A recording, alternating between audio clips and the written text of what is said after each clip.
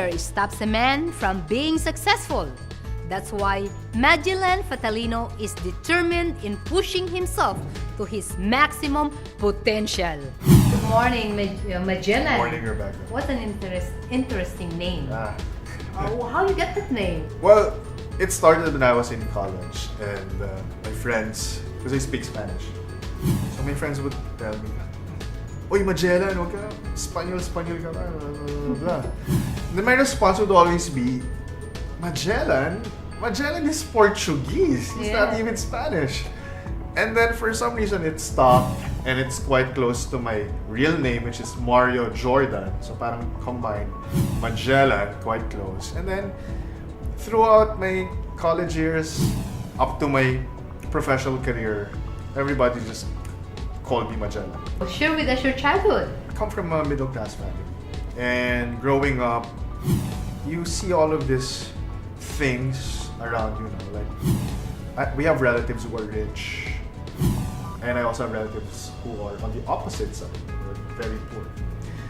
And there's always that feeling of being smaller than other people. Nah, I can't stay like this. I have to do something to progress, to become a better version of myself. And that has always been my motivation throughout life. Always become a better version of myself.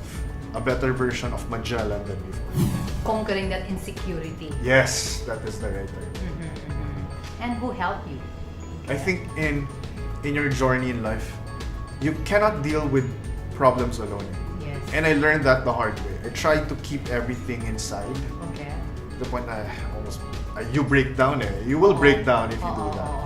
And you realize that if you just open up a little bit, try to share your problems with mentors, your problems with people who has been there, and with friends, you will attract the solutions. Who taught you to be open up? Like sometimes we don't know what we're doing, or what we don't know why we feel that way.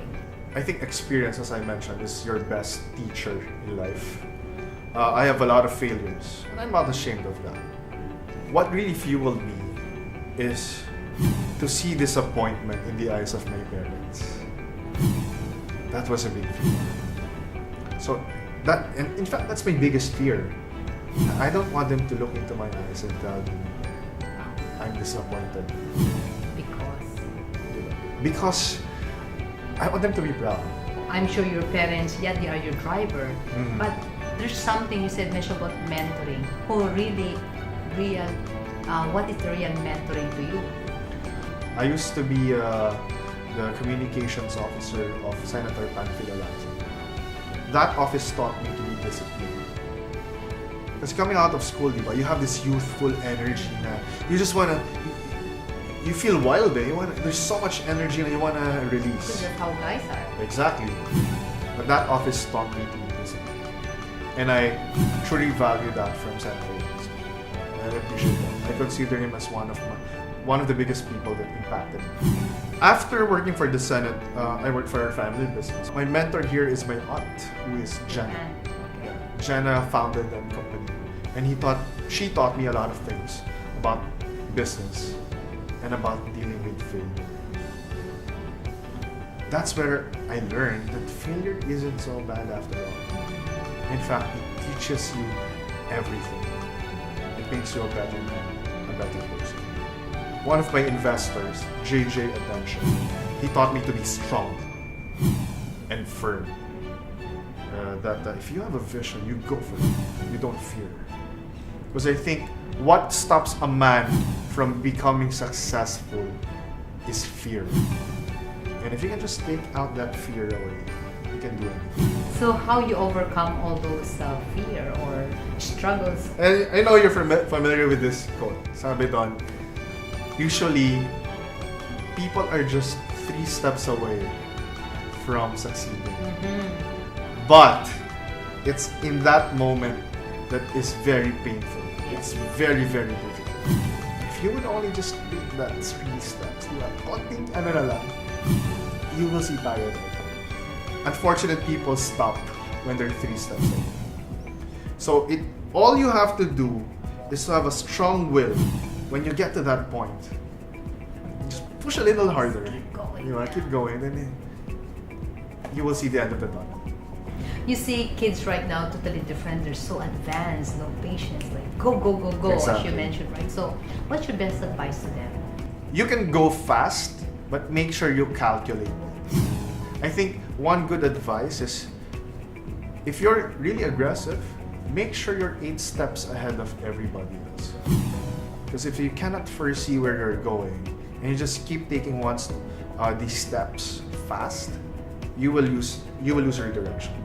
Always be 8 steps ahead of everyone. What do you really your biggest dream that you want to achieve? Like for example, in my current business, I'm helping MSMEs in the Philippines and hopefully later on across the globe.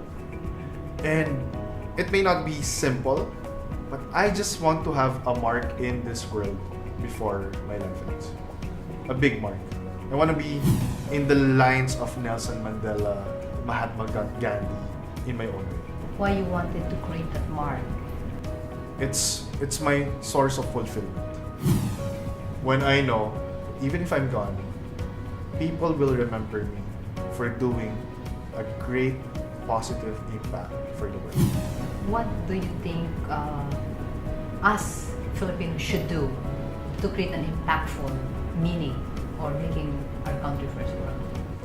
I think our education system should be molded in a way that it produces people who are hungry and who are driven for impact, to do something, even a small project that has impact to our country. So what's your best advice for either the young or Filipino, anywhere in the world, to really create an impactful things for our country? Always do things out of love.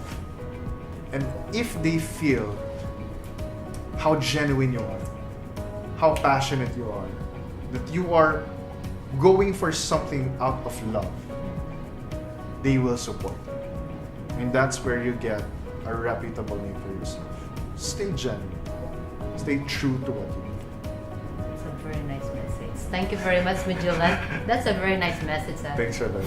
Every success has its struggles. Every dream has its trials and tests. Listen to their stories, because if they did it, you can also be called self-made.